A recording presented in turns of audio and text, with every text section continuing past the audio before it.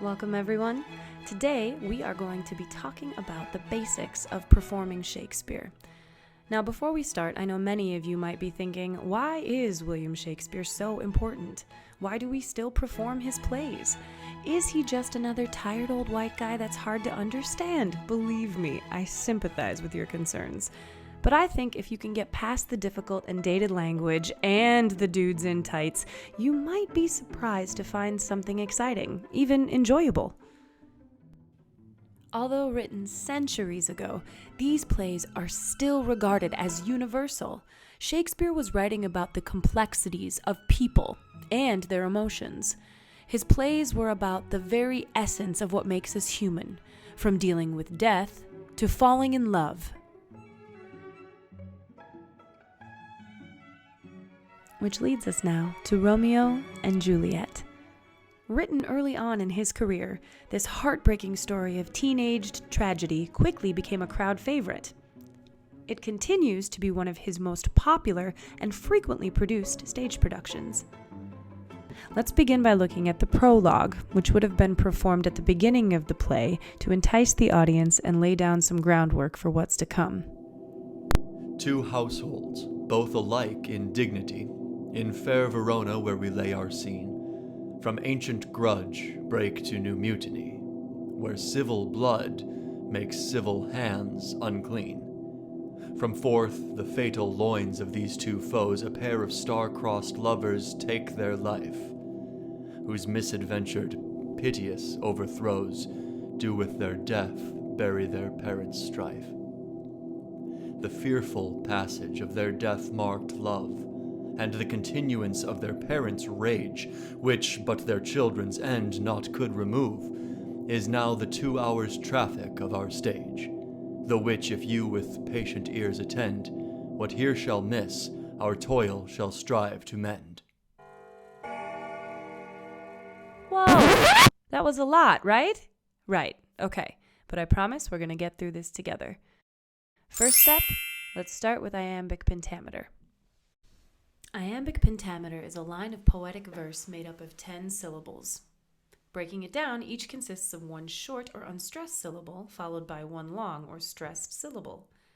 Its rhythm mimics a heartbeat, and in this pattern you'll find the playwright is telling you what words should be emphasized.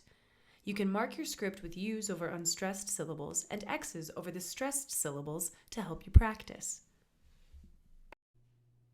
The pattern sounds like this. Dee-dum, dee-dum, dee-dum, dee-dum. Now, when we add words on top of it, you might expect something like this. Two households both alike in dignity, in fair Verona where we lay our scene. Once you feel confident with Iambic Pentameter, it is time to move into the actor's checklist. This is where you as actor will sit down with your script and do a few key things that will help you prepare for your performance. After reading through the entire script, you want to mark any language you didn't understand. Keep a dictionary or a computer nearby and look up any words you don't know or phrases that were confusing. Secondly, it's really important that you're able to paraphrase or put the story in your own words. Think of yourself as a translator to anyone who doesn't understand Shakespeare's way of speaking. As an actor, it's very important that you're able to describe the story in your own words so that later you can relay all that juicy information back to your audience. After you've figured out what you're saying, you can start to work on how you're going to say it. Step 3 is returning to your iambic scan. Find the rhythm and the important words. As we reach step 4, your script should be highlighted and thoroughly written on. Take the time now to go back over everything you've learned and all the new discoveries that you've made. See how these things affect and change your understanding and performance of the text.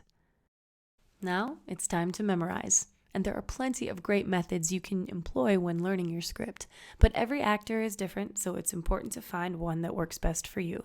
Method number 1, write it down. It's a great way to get anything locked into your brain. Take a piece of paper, make flashcards or cue cards. Method number 2, record yourself. Simply use a cell phone or a computer with a recording device. Toss in a pair of earbuds, and you can listen to your text as you speak it. You could also have a friend help you. They can act as director, give you feedback and notes throughout the scene. No matter what you do, just remember that repetition is key. You're going to have to do this more than one time. Memorization isn't so much complicated as it is time-consuming. Time management is really everything here. So, if you don't want to sit down for a long period of time, try working throughout the day in 10-minute increments. Maybe 10 minutes in the morning, 10 in the afternoon, and 10 at night. It really starts to add up. And with that, dear friends, you are ready. Congratulations. I'm sure you're going to be a fantastic actor.